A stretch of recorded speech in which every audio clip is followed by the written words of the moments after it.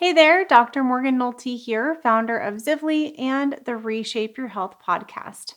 We help you lower insulin resistance for long-term weight loss and better health. In this episode, you'll learn 6 science-backed tips to lose body fat and gain muscle. This is an important conversation because if you're trying to lose weight but aren't doing these 6 things, you'll accidentally lose more muscle mass. This loss of muscle mass makes the weight that you do lose harder to keep off due to a slower metabolic rate. Then all the work, money, and energy you put into losing weight will have all been in vain. And you'll be stuck on the weight loss regain roller coaster yet again. This is where you're motivated to lose weight, so you go on a diet, lose some weight, get less motivated, go back to your old habits, regain the weight, feel embarrassed and like a failure, then get remotivated by something and start the cycle all over again. It's physically, mentally, and emotionally taxing. We want you to stop going on a diet and start having a diet. One that helps you achieve and maintain a healthy weight, body fat level, and muscle mass. Then you can just continue to live that lifestyle instead of starting and stopping diets. Be sure to stay through all 5 tips because I'm sharing a bonus one at the end. And if you don't follow this bonus tip, all of the other tips will be far less effective if they work at all. The first tip is to recognize you have to attain an energy deficit to lose weight, whether it be fat or muscle mass.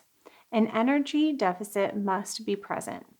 You can attain an energy deficit through chronic calorie restriction, but this method only works if you meticulously track your food. But you don't care so much about the types of calories you're eating with this method. Now, the second way to attain an energy deficit is through dietary restriction.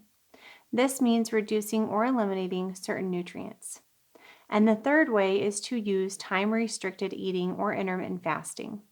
There are an infinite number of ways that you can use intermittent fasting, but the key is to not overeat during your eating window.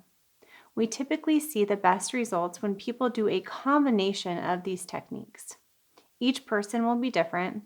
For people who love numbers, tracking their calories and macronutrients may work well. For those who like data but don't want to track, a continuous glucose monitor can help them identify what types of foods need to be lowered in their diet based on blood sugar spikes. For all people, we recommend a daily minimum 12 to 14 hour fast.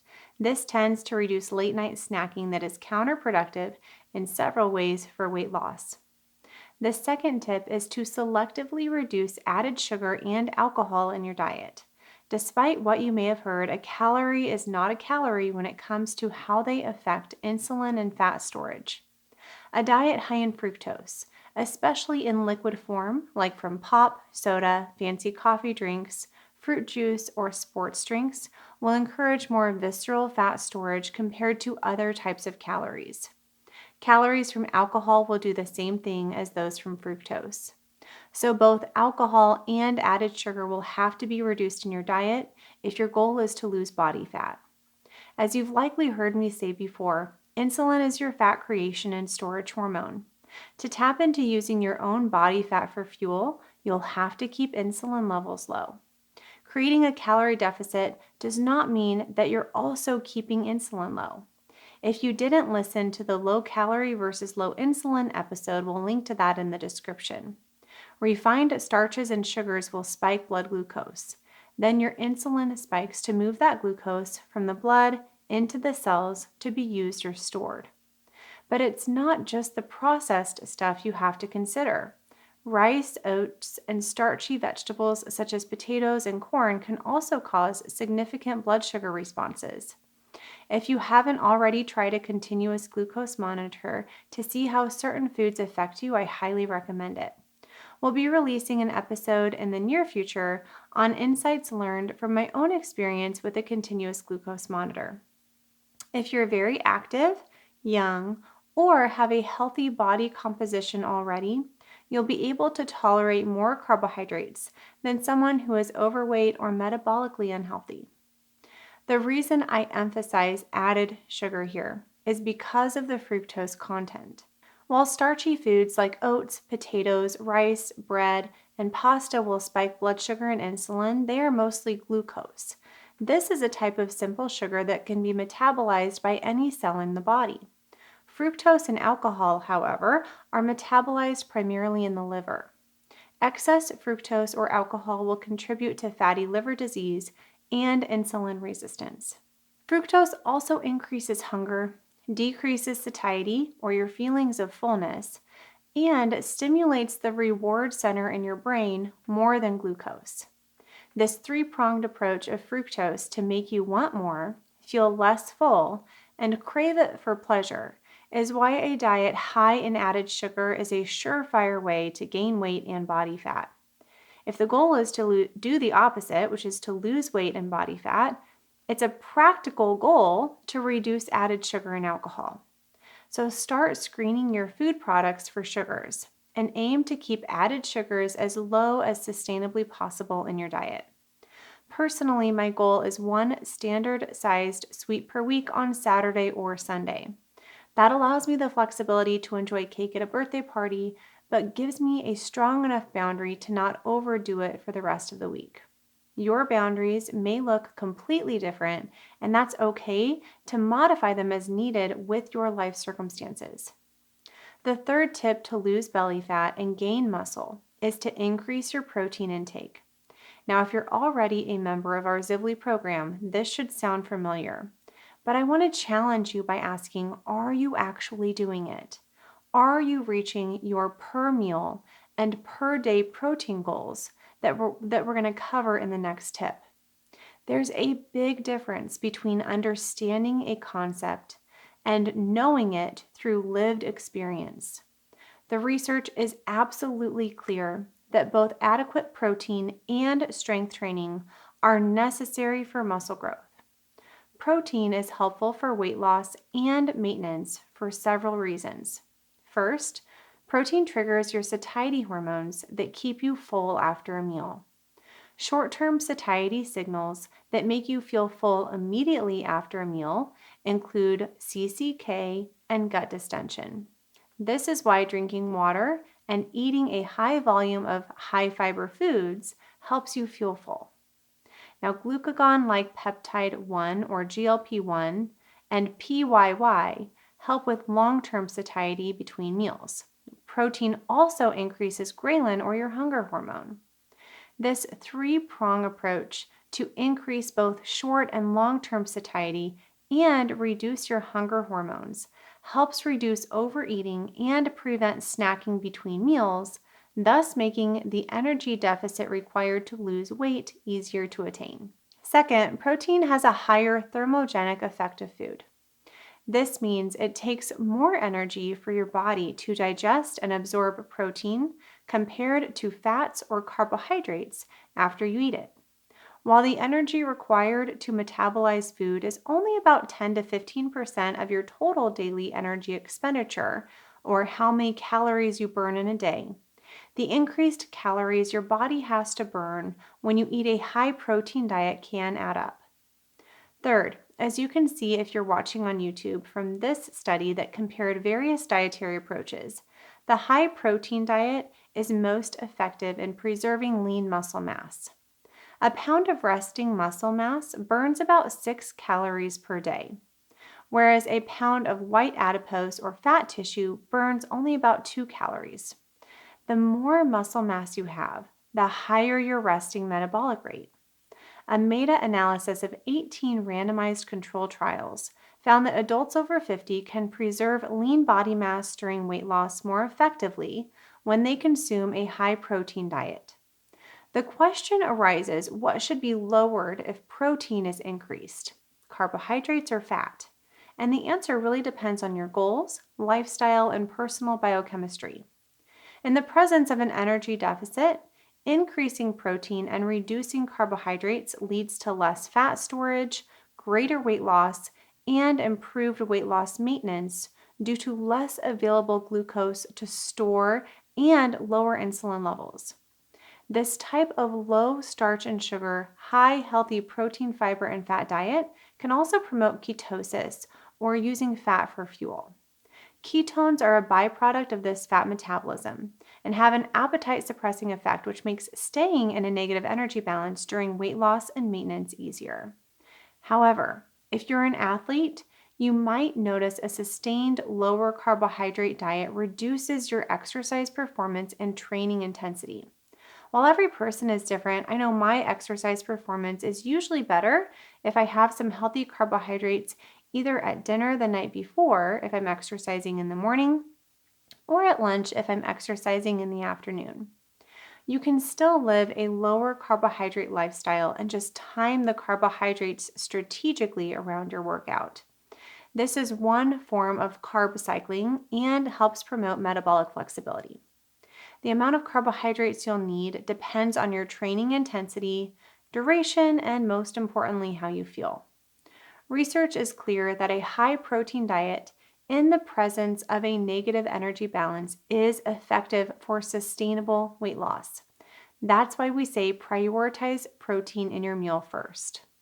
The recommended dietary allowance, or RDA, for protein is 0.8 grams of protein per kilogram of body weight per day for adults. Now, this represents the minimum amount of protein required to avoid progressive loss of lean body mass in most individuals.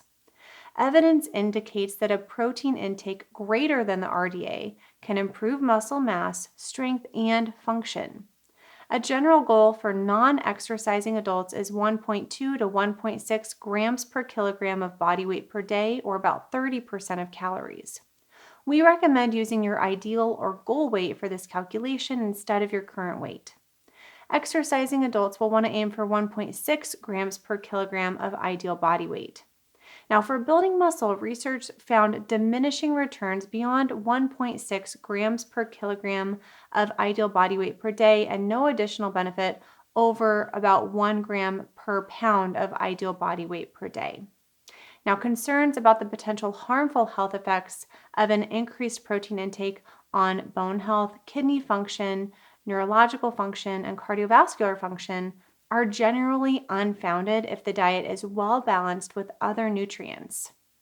A 2018 study showed that after 1 year of eating over 2.2 grams of protein per kilogram of body weight per day, women showed no adverse effects on kidney or bone health. People with established kidney disease are facing a different story, but likely still need the minimum amount of protein. A 2019 review reported that regardless of kidney dysfunction, the evidence supports the recommendation that protein intake should not be lower than 0.8 grams per day per kilogram, and we say of ideal body weight. So unless new research data solve the doubts of the safety of low protein diets, physicians and patients should be aware that long-term intake of protein below that threshold could imply severe unfavorable effects of health. If you have pre-existing conditions, including kidney disease, we recommend you share that study with your specialist and talk about specific dietary restrictions or precautions. This takes us to the fourth tip, which is to actually calculate your daily protein needs. Let's review how to calculate your own protein needs based on the recommended optimal amount of 1.6 grams per kilogram of ideal or goal body weight per day to support lean muscle mass. We like to begin with the end in mind, so calculating your protein needs for your goal or ideal body weight ensures that you're not going to have to change your dietary pattern when you get there. You simply learn how to live and eat in a way that you can live and eat for the rest of your life. If you have no clue what your ideal or goal body weight is, you can use the BMI chart. While we don't like the BMI chart for many reasons, it can be a helpful starting point for protein goal setting. Here's a picture of the BMI chart if you're watching on YouTube. So you can find your height in the left-handed column and pick a weight that's comfortable for you in the healthy range, which is pictured green. To calculate your protein goal, take your ideal or goal weight in pounds divided by 2.2 kilograms per pound. This is your weight in kilograms. Then take that number times 1.6. So for example, let's say you're 5'6" and you weigh 200 pounds, and you want to be 150 pounds. So take 150 divided by 2.2 to get your weight in kilograms, which is 68. Then take 68 times 1.6, and that's 109 grams.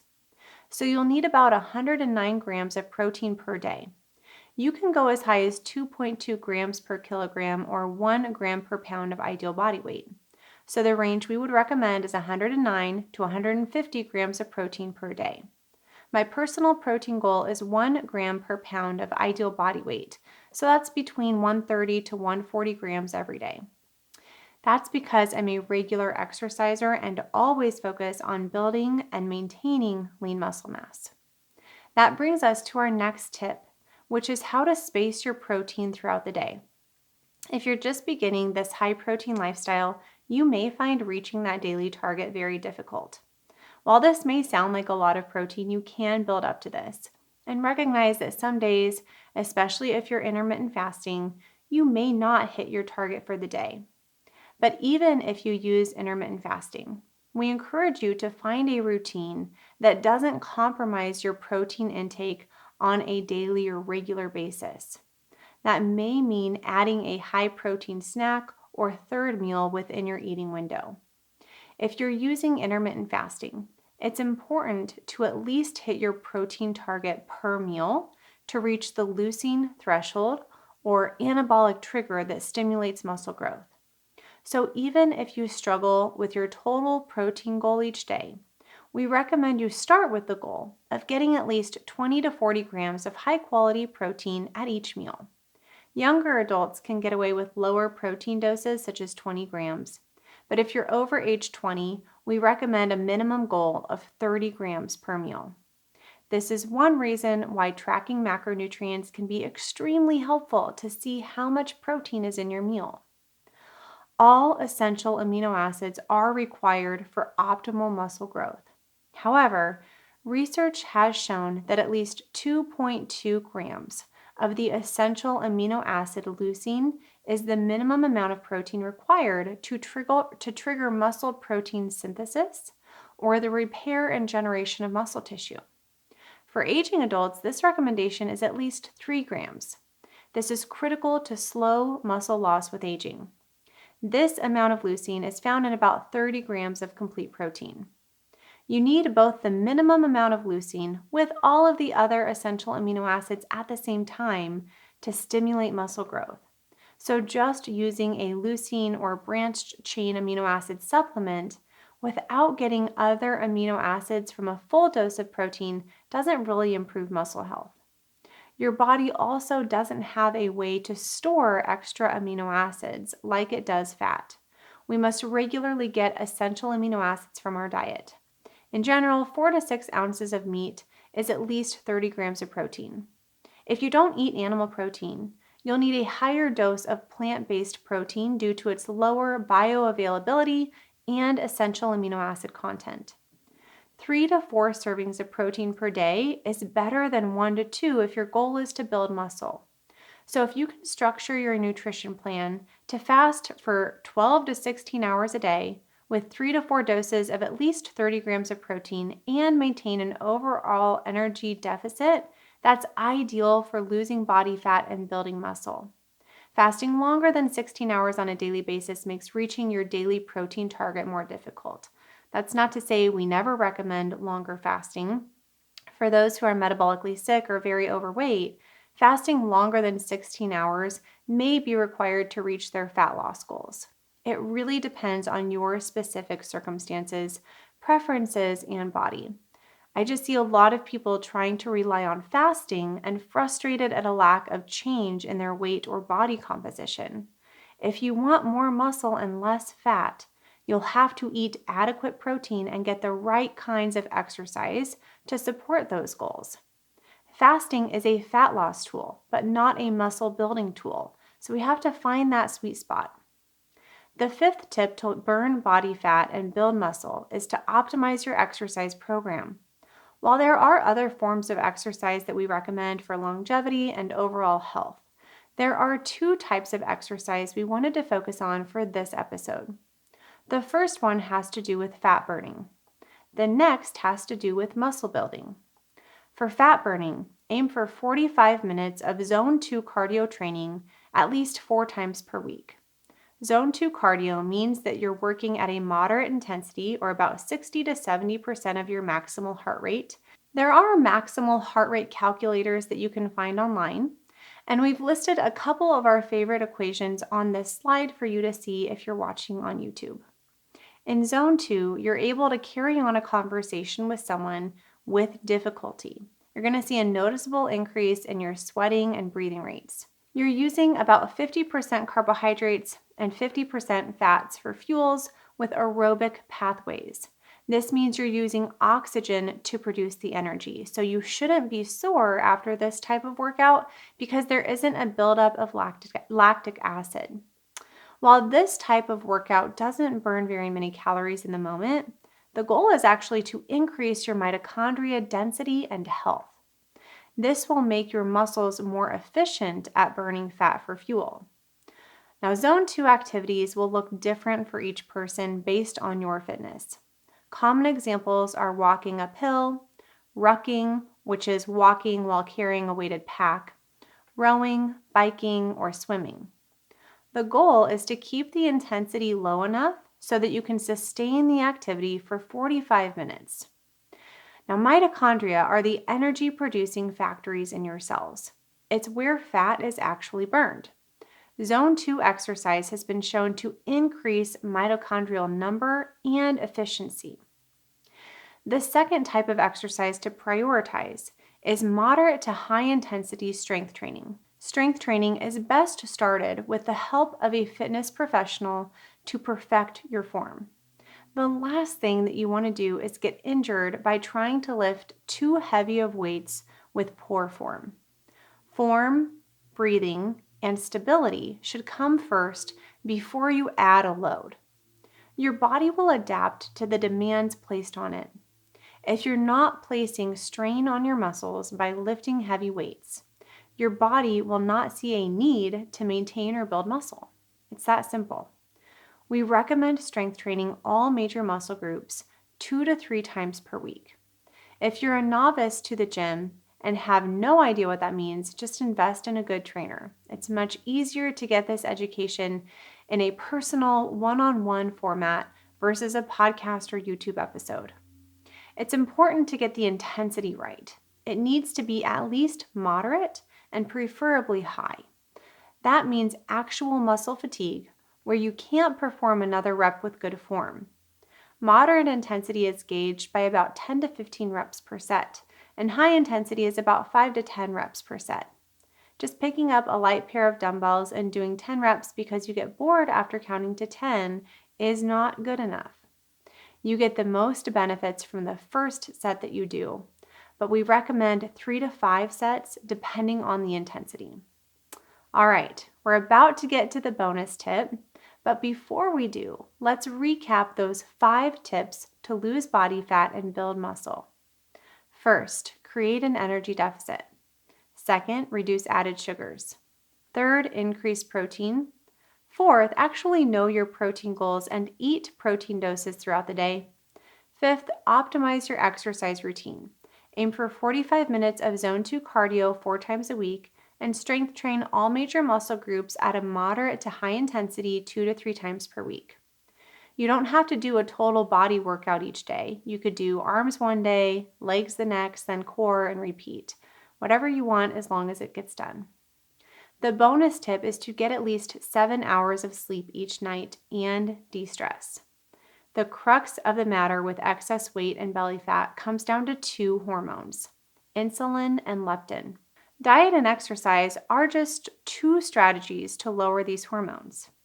It's important to remember that you have control of other levers to adjust these hormones too, namely sleep and stress management. While sleep deprivation and being stressed contain no calories, they can still cause your body to release more glucose into your bloodstream, which raises insulin. Until you address your sleep issues and stress, losing fat will be much harder. For one, due to the psychological strain these 2 conditions have.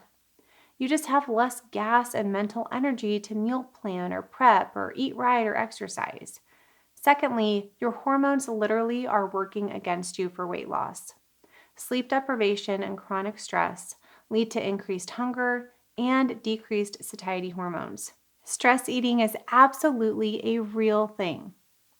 Increased cortisol leads to an increase in a hormone called neuropeptide Y or NPY. This substance leads to a preferential craving for high carb foods.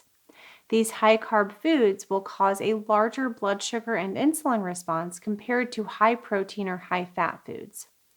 That's why I'm not a huge fan of getting up early to exercise. Yes, you're getting the benefits of exercise, but at the expense of the hormonal benefits you'd get if you got more sleep. Also, your body regrows during sleep. That's when you're actually rebuilding the muscle. The bottom line is you cannot out-exercise a bad diet. You cannot out-diet no exercise, and you cannot out-diet or exercise poor sleep or chronic stress. If you found this episode helpful, be sure to subscribe and turn notifications on so that you're notified when we post new episodes. And if you need help adopting these habits, you can click below to see our current services. And be sure to watch this video next, comparing the low calorie and low insulin approach to weight loss, and this one about the top 3 insulin resistance diet mistakes.